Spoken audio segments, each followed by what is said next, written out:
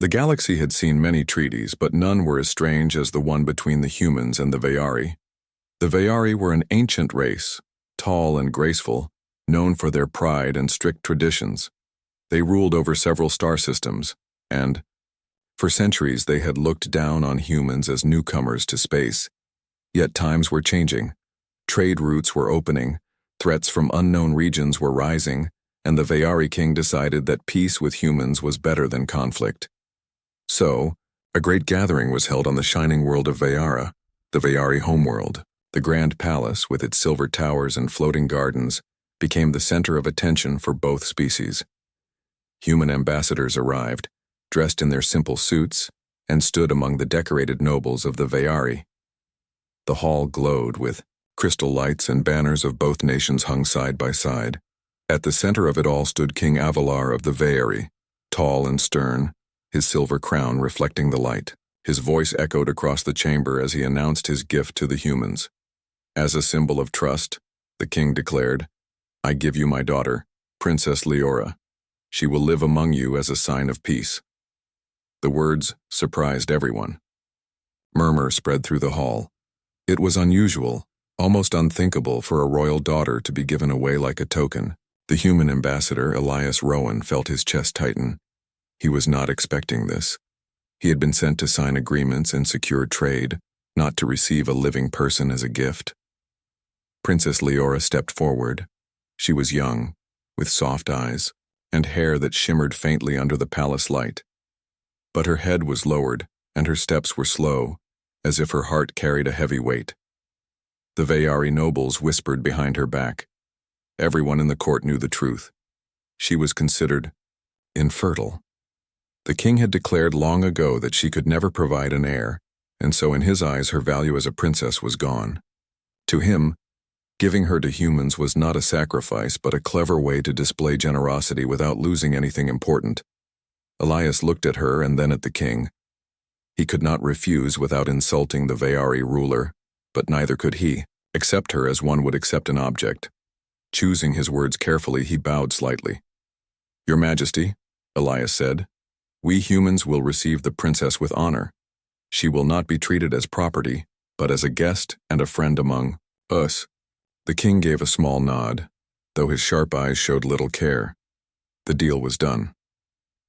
The crowd applauded politely, though whispers of mockery filled the air. To the Veyari nobles, Elias was leaving with nothing but a burden. That night, the princess was quietly brought to the human quarters. She carried no jewels, no golden robes, only a simple silver dress and a small case with a few belongings. Elias greeted her kindly, though he could see the sadness on her face. "You don't need to be afraid," Elias told her gently. "Among humans, you will not be forced into anything. You are free to speak, to learn, and to live as you wish." Leora lifted her eyes to him for the first time. They were bright yet filled with uncertainty. "Free?" she whispered, as if the word itself was foreign to her. "In my father's palace, freedom is not something a princess is given." Elias offered her a small smile. "Then perhaps it is time for a change." Their journey to Earth was quiet. The Veyari guards who escorted her said little, and Leora spent much of the time looking out the ship's window at the endless stars. She wondered if she was traveling farther from her destiny or closer to it. She thought of her father's cold expression when he announced her as a gift. In her heart, she already knew she was forgotten by him. When they finally arrived at Earth, Leora was astonished. Unlike the polished and perfect towers of Veyara, Earth's cities were alive with motion and sound. Lights, vehicles, voices, and music filled the air. She saw children laughing in the streets, markets buzzing with trade, and people from many different cultures moving freely. It felt chaotic but also warm. For the first time, she felt a strange spark of curiosity instead of fear. Elias guided her through the embassy, where human staff greeted her with respect. No one looked at her with pity or mockery. They spoke to her as if she was important. A human woman even bowed slightly and said, "Welcome, Princess. We are glad you are here." Leora's heart tightened at the words. She could not remember the last time someone said they were glad about her presence. That evening, Elias and Leora shared a simple meal in the embassy dining room. It was not like the grand feasts of her father's court, but it felt warmer. Elias noticed how carefully she touched the food as if expecting someone to scold her. "You do not have to be careful here," Elias said softly. "You may eat what you like. No one will judge you." She hesitated, then slowly tasted the bread before her. A small smile touched her lips. "It is simple, but good." "Sometimes simple is the best," Elias replied.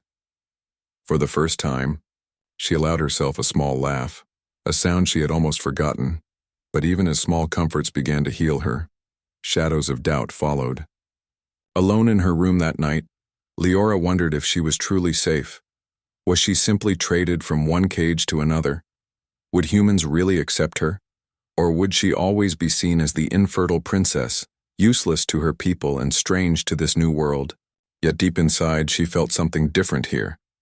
Among humans, there was no sharp stare from her father, no cruel whispers from nobles. There was only kindness, curiosity, and the possibility of something she had never dared to believe in. Hope, and, though she did not yet know it, her presence among humans would soon spark a story that neither her father nor Elias, nor the galaxy itself could ever have predicted. The gift no one wanted was about to change everything. The days passed quickly, and Princess Leora grew more comfortable on Earth. What began as cautious steps outside the embassy slowly became longer walks, friendly talks, and curious questions. She was no longer the silent figure who had arrived from her father's palace. Each day her eyes grew brighter and her voice steadier, but news does not stay hidden in the galaxy. Even though the humans treated her with respect, the story of the infertile princess living happily among them began to spread. Traders, travelers, and diplomats carried whispers across the stars. Soon, in the courts of Veyara, nobles began murmuring behind their hands, "Did you hear? The king's unwanted daughter is honored by humans. They say she smiles in their markets. She laughs like a child among them." Strange, is it not? Humans see value in what the king discarded. The words reached the ears of many, and though they were spoken quietly, they carried a sharp edge. Some laughed at the king's pride. Others wondered if humans were wiser than the Veyari had believed. Meanwhile, on Earth, Leora's days were filled with discovery. She spent hours in the embassy library learning human history. She was fascinated by the stories of exploration, how humans, though weaker than many races, had sailed oceans, crossed deserts, and reached the stars with nothing but courage and will. One evening, as she read about an ancient human explorer who crossed a vast ocean with only a small crew, she whispered, "They were not afraid of the unknown." Elias, who sat nearby working on reports, looked up. "That is what makes us human," he said. "We walk into the unknown, even when others tell us it is impossible." Leora smiled faintly. "Perhaps that is why I feel safe here. You do not measure me by what I lack. You measure me by what I might become." In time, she began joining Elias in his duties. When human diplomats met with alien envoys, she sat quietly beside him, listening. At first, she did not speak, but one day when a Veyari merchant made a sharp remark about humans being too soft, Leora surprised everyone. "Softness is not weakness," she said calmly. "A river may be soft water, but it carves through mountains." The room fell silent. Even the merchant bowed his head slightly, unable to answer. Elias glanced at her with admiration. That night, he said, "You spoke well, Leora. You showed them that words can be stronger than pride." Her cheeks warmed at the praise. For once she felt proud of herself, not for being a princess but for being heard. Yet the more she grew among humans, the more whispers traveled back to her people. Some nobles began questioning the king's judgment. "Perhaps the humans see what we failed to see," one noble dared to say. "Perhaps she was not useless after all," murmured another. The king, however, dismissed such talk with cold anger. "She is nothing," he declared. "Do not waste words on her." But deep in his heart, pride burned. He did not like the thought of humans giving his discarded daughter value. To him, it was an insult to his authority. Back on Earth, Leora also began to explore science. She spent time with human doctors and scholars, learning about medicine and biology. They treated her not as a patient, but as a student. She asked questions eagerly, and they answered with patience. One doctor explained how different species sometimes misunderstood each other's bodies. What one calls weakness may only be difference, he said. Leora thought of her father's words, the years of being told she was broken. Her hands trembled slightly as she whispered, "So all this time, I was not broken. I was only misunderstood." Elias, who stood beside her, placed a hand gently over hers. "You are more than they ever allowed you to believe," he said, softly. Her eyes filled with quiet strength. For the first time, she believed it too. Life at the embassy also brought her closer to ordinary humans.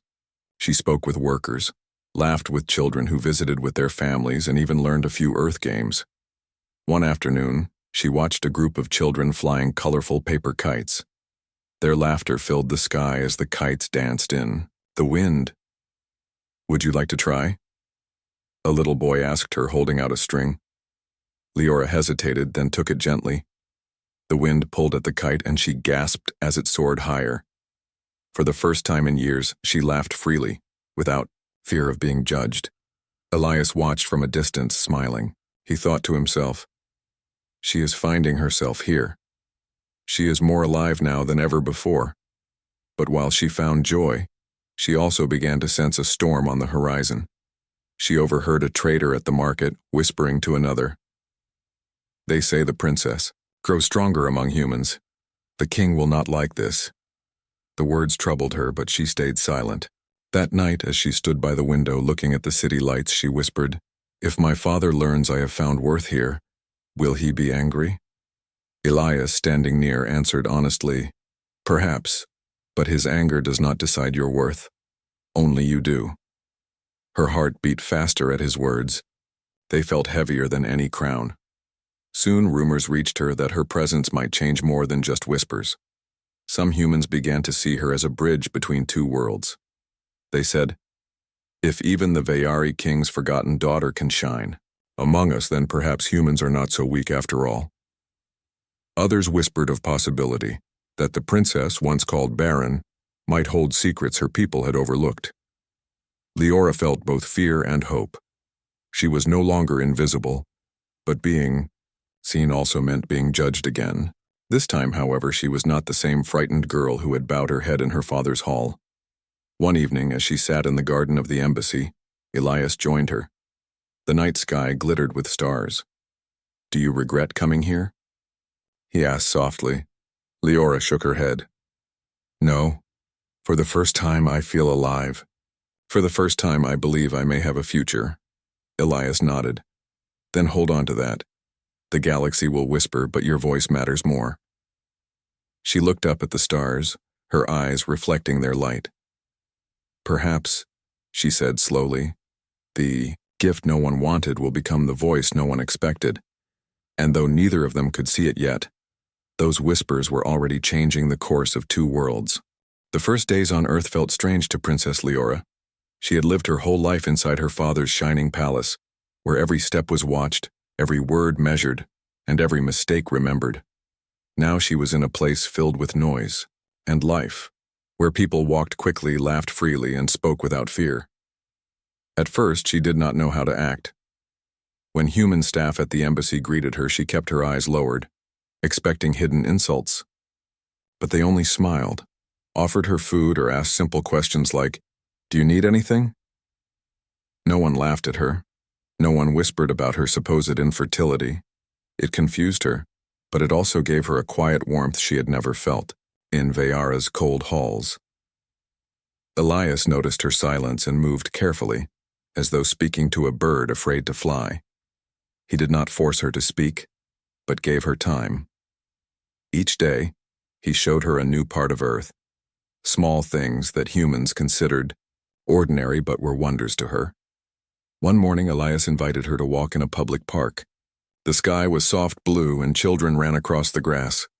Birds sang in the trees. Leora paused often, her gaze fixed on the green leaves moving in the wind. "Do you not have trees on Veyara?" Elias asked. "We do," she answered quietly. "But not like this. They are shaped, polished, placed in gardens to please the eyes. These trees are free." Elias smiled. "Yes, Earth is not perfect, but it is alive. That is what makes it beautiful." They sat on a bench while people passed by, some noticing her alien features with curiosity but without cruelty. Leora watched as a little girl fell and scraped her knee. The child cried, and her mother quickly lifted her, kissed the wound, and the girl soon smiled again. Leora's chest tightened. She remembered how, in her childhood, when she stumbled, no one comforted her. Servants only told her to stay graceful. "Humans and I care differently," she whispered to herself. In the following weeks, she explored more. At the embassy, she was given access to human books and music. She listened to songs that carried emotions stronger than words. She read stories of human struggles and victories. Each page taught her something new, that humans did not hide their weaknesses but instead turned them into strength. One evening, Elias found her sitting in the library reading about human medicine. She looked up with shining eyes. "These books speak of life in ways I have never heard before," she said. "On Veyara, I was told my body was useless. But here, I see there are other ways of understanding. Maybe I was judged too quickly." Elias nodded gently. "Our knowledge is not perfect, but we always keep searching. That is one of the things that makes us human. We don't stop asking questions." Leora held the book close. For the first time, she felt a spark of hope. The embassy doctors soon examined her, not out of command, but because she herself asked. They spoke carefully, explaining their findings in simple terms. Her condition was not what her people had always claimed. Her body was different, yes, but not broken. It was possible her fertility had only been misunderstood, because the Veyari doctors looked at her with narrow traditions. "You mean," she whispered, "I am not empty?" "Not at all," the human doctor replied with kindness. "You are healthy, just unique. And uniqueness is not a weakness." Those words struck her deeper than any jewel or crown her father had ever given. Outside of studies, Leora also discovered Earth's daily joys. She learned to cook simple meals with the staff, laughing when she spilled flour across the counter. She walked through markets filled with colors and scents, amazed at the variety of fruits. One vendor even gave her a small apple for free, smiling as he said, "A gift for the princess." She accepted it with shy gratitude, unused to kindness from strangers. At night, she sometimes stood by the window watching the lights of the city. They flickered like stars, but closer, warmer. She thought of her father's court, where every light was perfect but cold. Earth's lights, though uneven, seemed alive. Her bond with Elias grew as days turned to weeks. He never treated her as a prize or a burden. He asked her opinions, listened when she spoke, and laughed at her quiet jokes. For Leora, it was strange but comforting. One evening, as they walked by a river, she asked, "Why are you so kind to me?" Elias looked at her seriously. "Because kindness costs nothing but means everything. You were given as a gift, but I do not see you that way. I see you as a person with her own path." His words lingered in her heart. For so long she had been seen as worthless. To hear someone say she had her own path was like breathing fresh air after years in darkness. But even as she found happiness, rumors spread beyond the embassy. Some Veyari merchants in human cities began whispering that the infertile princess was smiling among humans. News traveled quickly across the stars. Back on Veyara, nobles mocked the king quietly, saying the humans valued what he had thrown away. Leora did not yet know of these whispers. She only knew that every day on Earth made her feel more alive. Her laughter grew freer, her steps lighter, and in the quiet moments when she placed her hand over her heart, she felt something she had never known before, hope for a future that belonged to her, not to her father's judgment. One night, as she closed her book in the library, she whispered to herself, "I thought I was useless, but here, I am learning I was simply unseen." The words hung softly in the air, like a promise to herself. Leora did not know what the future would bring, but she was no longer afraid. The gift no one wanted was beginning to find her worth, not in a crown, not in a title, but in the hearts of people who treated her as human. No matter that she was Veyari, and that was only the beginning. Life on Earth had given Princess Leora more than she ever expected. Each day she discovered something new about humans, and each discovery made her feel stronger. She was no longer the silent figure hidden in her father's shadow. She was learning, laughing and believing, but the greatest discovery was still to come. It began when she spent more time with the human doctors. They had been curious about her condition since her arrival. The Veyari had always declared her infertile, but humans wanted to understand, not judge. They studied her carefully with her full consent and explained everything in simple words. One afternoon, after a series of examinations, the chief doctor sat with her and Elias. His face was calm, but his eyes carried excitement. "Princess," he said, "your people were wrong about you. You are not infertile. Your body is only different. Among humans, your biology adapts in ways we did not expect. It means that under the right conditions, life is possible." Leora froze. The words felt unreal. "Life? You mean I can—" The doctor nodded gently. "Yes, it is possible for you to have children." Her hands trembled. All her life, she had been told she was empty, broken, useless to her family's throne. Now, in this quiet room on Earth, she was hearing the opposite. Tears filled her eyes, not of sadness, but of release. Elias leaned forward, his voice soft. "Leora, do you understand what this means?" She nodded slowly, though her heart raced. "It means my father was wrong. It means I am not worthless." In the days that followed, Leora carried the knowledge quietly. She did not share it with many. Only Elias and the doctors knew. She feared that if the truth reached her father, his pride would turn to fury. Still, the thought of being able to create life filled her with hope. At night, she often touched her stomach gently, whispering to herself, "I am not broken. I am whole." The idea of motherhood was not just about heirs or thrones. To her, it was proof of her existence, proof that she was more than the cold judgment her father had placed on her. But secrets are hard to keep. One evening, while walking through a human market, she heard two alien traders whispering, "They say the princess is not barren after all. Impossible. The king himself declared it. Yet humans claim otherwise, who knows? Perhaps they see what we could not." Leora's heart skipped. The rumors had already begun. When she returned to the embassy, she told Elias. His brow tightened. "The news is spreading faster than we thought. If the king hears of this," she looked down, her voice faint, "he will be angry. Not because he cares for me, but because it will wound his pride." Elias placed a steady hand on her shoulder. "Then we must be careful. But know this, Leora. Your worth does not depend on his pride. It belongs to you." Her eyes softened at his words. "Thank you, Elias. Without you, I would never have found the strength to believe that." As the whispers grew, Leora felt a mixture of fear and courage.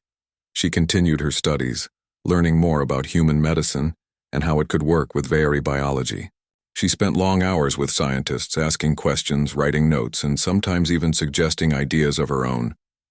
The scientists admired her curiosity. One of them told her, "You have the mind of a scholar, Princess. Perhaps one day you will teach us as much as we have taught you." Her cheeks warmed with pride. She had never been praised this way before. One quiet evening, Leora and Elias walked by the river again. The city lights shimmered on the water, and the air was cool. She stopped suddenly and turned to him. "Elias," she said softly, "if I can have a child, what will that mean? For me? For you? For humans?" For my people? He looked at her carefully. It means change. For humans, it means hope. It shows that we can build bridges where others see walls. For your people, it may mean fear, because they will see strength where they once saw weakness. Her eyes lowered. So it will bring both light and shadow. Yes, Elias said gently, but you are not alone in this. Whatever happens, we will face it together. She looked into his eyes and saw truth there. It gave her courage. The first signs of change came quickly. Messages from Veyara began arriving at the embassy, asking questions about the princess. Some were polite, others sharp. The king had not spoken yet, but it was clear he had heard the rumors. Meanwhile, among humans, her presence grew more meaningful. People began to see her as a symbol, a princess once discarded, now carrying a possibility greater than anyone imagined. Journalists wrote carefully about her, describing her as the Bridge of Hope. Citizens spoke her name with respect. Leora felt the weight of it all. She was no longer invisible. She was no longer unwanted. But visibility also meant danger. One night, she stood by the embassy window, staring at the stars. Her heart was heavy. With thoughts, Elias joined her quietly. "You cannot sleep?" he asked. She shook her head. The whispers grow louder. "Soon my father will act. I fear what he will do." Elias stood beside her, his voice steady. "He can rage, he can command, but he cannot erase the truth of who you are. You are stronger than he believes." Leora closed her eyes, letting his words sink in. Then she whispered, "If I am to face him, I will not bow again. I will stand." Elias looked at her with pride. "That is the voice of a leader, Leora. Not of the broken princess he left behind, but of the woman you have become." The secret was no longer secret. The galaxy had begun to notice. The Veyari king's unwanted daughter was no longer silent, no longer barren, no longer hidden. And though Leora feared the storm ahead, deep inside, she also felt something else. Hope. That her life would not only change her destiny, but the destiny of two worlds. The impossible heir was no longer impossible. The question was, would the galaxy accept it, or would pride tear peace apart? The whispers had become a storm. Across the stars, traders, diplomats, and travelers spoke of the princess who was no longer broken. The story spread quickly. The Veyari king's discarded daughter was not infertile after all. She had found hope among humans. On Earth, the embassy grew busy with questions. News reporters waited outside the gates. Human citizens spoke with pride, saying, "If humanity gave her dignity, then maybe we are stronger than the galaxy believes." But far away, in the shining throne hall of Veyara, the news struck like fire. King Avalar sat on his silver throne, his crown gleaming under crystal lights. Around him stood nobles, their heads bowed low, though whispers traveled like invisible arrows through the court. She was called barren, yet now she carries hope. Humans value what our king threw away. Does this not shame the crown? The king's hand tightened on the arm of his throne, his pride sharp as a blade cut deep. He had declared his daughter worthless, had given her away as a sign of peace, believing her to be nothing.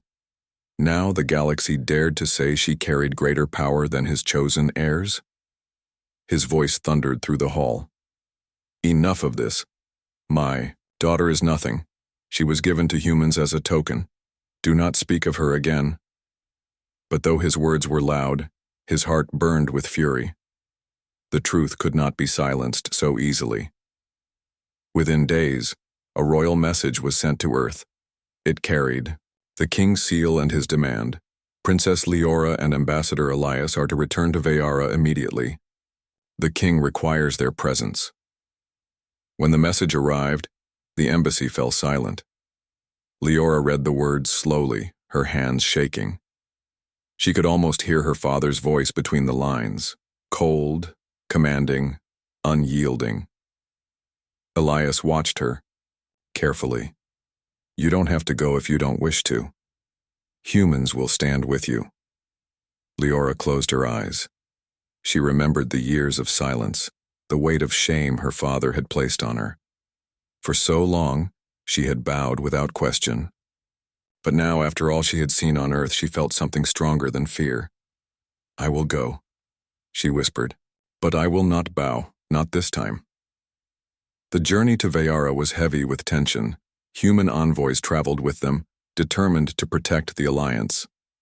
Leora sat by the ship's window, staring at the stars.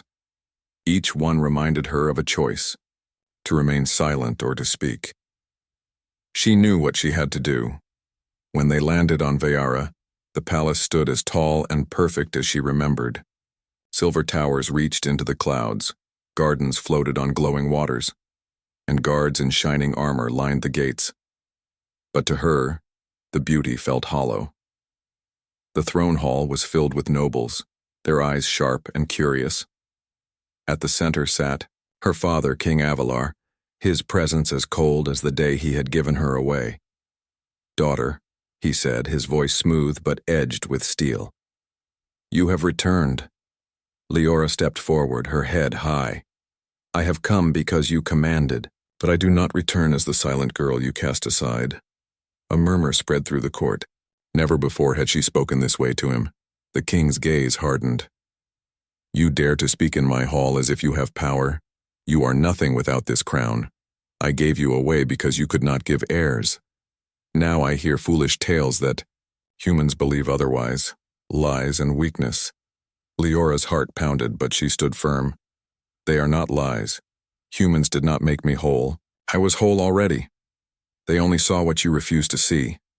Gasps filled the hall. The nobles stared, stunned by her courage. Elias stepped forward, his voice calm but strong. "Your Majesty, with respect, humanity has not taken your daughter from you. It is you who abandoned her. Yet in her we have seen strength, wisdom, and hope." The king's fist struck the arm of his throne. "Silence, human, you speak too boldly." But Elias did not flinch. Boldness is the truth, and truth cannot be silenced. The hall was filled with tension. The nobles whispered again, their voices louder now. Some looked at the princess with new respect, while others feared the king's wrath. Leora raised her voice, steady and clear. "Father, you called me broken. But I tell you now, I am not broken. I am not empty. I am more than the judgment you gave me, and I will not let your pride define who I am." Her words echoed across the chamber. For a moment the great hall was silent, as if the walls themselves were listening. The king rose from his throne, his cloak flowing behind him. His eyes blazed with fury. "You dare defy me before my court? You, a child who was cast aside?" "Yes," Leora said firmly. "I dare, because for the first time in my life I see myself not as your cast-off, but as who I truly am." The nobles shifted uneasily. Some lowered their eyes, but others lifted their heads, emboldened by her words. They had always feared the king's pride, but now they saw his daughter's courage standing against it. The king tried to strike down the moment with his voice. "You belong to this throne and to me." But Leora answered calmly, "I belong to no one but myself. Not to your throne, not to your pride, not to your fear of losing power." Elias stepped closer to her side, his presence strong. "She is not alone anymore. Humanity stands with her." The king's fury grew. His pride was wounded deeper than ever before. He saw his nobles whispering, saw their doubt, and it cut him like a blade. To him, Leora was not only a disobedient daughter now, she was a challenge to his authority. "You think you can shame me before my people?" he roared. "You think you can claim worth without my crown? I will not allow it." But even as he shouted, the nobles did not cheer for him. Instead, their eyes followed Leora. They saw her standing tall, fearless, speaking truths no one dared to say. For the first time in her life, Leora felt taller than the throne itself. Her heart still pounded, but her fear was gone. She had faced the king's fury and had not bowed. In that moment she understood. Her father's power was built on silence, but silence was broken now. Whatever storm would follow, she knew one thing with certainty. The girl who once lived in shadows was gone. In her place stood a woman whose voice could no longer be ignored, and the king, furious and proud, could feel it too. The throne hall of Heir had never been so tense. The air felt thick, as if the walls themselves held their breath. King Avalar's fury burned brighter than ever, but Princess Leora did not waver. Her head was held high, her eyes steady, her voice calm. She had faced the storm, and now she would speak the truth the galaxy needed to hear. Elias stood beside her, calm and resolute.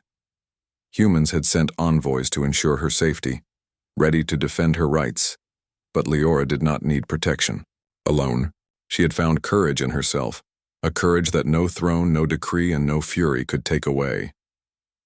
The king began first, his voice cold and sharp. "You have returned to my court, yet you speak as if you are above me. You were given away because you were worthless, and now you dare claim power?" Leora stepped forward, her hands open but firm. "Father, I do not claim power over you. I claim power over myself. You judged me before you understood me. You gave me away as a gift, thinking I had no worth. But I am not yours to command. I am not broken. I am not empty. I am me." A murmur spread across the hall. The nobles exchanged glances. For the first time they heard the princess speak with honesty and strength, words they could not dismiss. Elias added softly, "Your Majesty, this is not a rebellion. This is truth. Humanity has not changed her. They have only shown her respect, kindness, and hope. And in that, she has become stronger than any of us could have imagined." The king's face tightened. Pride and anger warred inside him. To see his daughter recognized, celebrated, and valued by humans, by those he once called weak, was a blow he had never expected. "You are blind," he said, his voice trembling. "You would let humans claim what is mine?" Leora shook her head. "No, I do not belong to you. You cannot claim me because your pride says so. I belong to the life I have built with those who see me clearly." At that moment the nobles leaned closer, curiosity overtaking fear. Whispers traveled through the court. "She is right. She is not broken. Humans have shown her respect." Some nodded quietly. Others lowered their heads, ashamed that they had not spoken earlier. The king slammed his fist on the arm of his throne. "Silence. She is still my daughter. I will not allow her to humiliate the crown." But the truth had already spread beyond the walls. The galaxy had begun to watch. Word of the infertile princess who became whole among humans had reached traitors, allies, and distant rulers. Their voices carried across star systems. Humanity's support was no longer invisible. Leora took a deep breath. She had waited for this moment for years, not to defy her father, but to show that worth was not given by kings, but proven through courage, compassion, and dignity. "I do not ask for your approval, Father," she said clearly. "I ask only that you see me as I am. I have found value where you did not look. I have found hope where you saw none, and I will not hide from that truth again." Her words echoed in the hall, and silence fell once more. Even the guards seemed to pause, as if uncertain what to do. Elias moved closer, placing a hand gently on her shoulder. "The world sees her now," he said. "Humans see what you refuse to see. They honor her for her strength, for her courage, for the life she carries. And they will stand with her no matter what." Leora felt warmth spread through her chest. She realized that she was not alone. She had found allies who did not fear her differences, who did not judge her by what she lacked, but celebrated her for who she was. The king's fury reached its peak. He rose from his throne, towering and angry, but Leora met his gaze without fear. "You may be my daughter," he said, his voice tight with anger. "But you will not dishonor the crown." Leora's eyes did not waver. "Father, it is not I who dishonor the crown. It is your pride that cannot see beyond your own rules.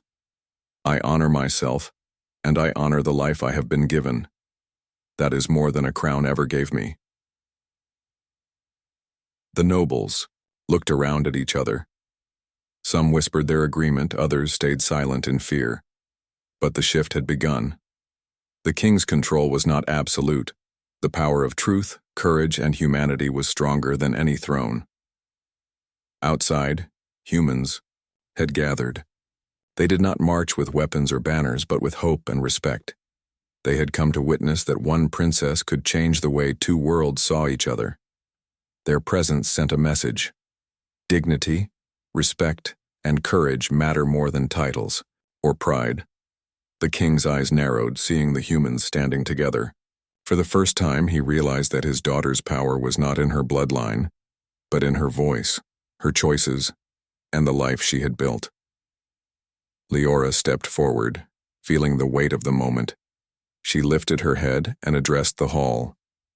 Today is not about crowns, thrones, or titles. It is about truth. It is about seeing value where others see nothing. It is about courage, hope, and life. I am no longer invisible. I am not unwanted. And I will not be silenced. The gift you thought had no worth has proven to be the bridge between two worlds. And that bridge will remain, no matter anger, pride, or fear. The hall was still. Even, the king could not speak, caught between fury and awe. Finally, the king sank back onto his throne, his face unreadable. He did not approve, but he could not deny the truth before him. His daughter stood proud, honored by humans and unshaken by his anger. Leora turned slightly, looking at Elias and the humans who had come to support her. She felt the strength of community, the power of acceptance, and the weight of hope. Together, they had shown the galaxy that worth is not given by kings. It is proven by courage, kindness, and the life one chooses to lead. In the weeks that followed, the story spread across systems. Humans and Veiri alike began to see each other differently. Trust grew, and alliances strengthened. Princess Leora's courage had opened a path that pride and anger could not close. She had not only found herself, but she had changed how the galaxy viewed humanity and the Veiri alike. Where once she was considered broken, she was now a symbol of hope, resilience, and unity.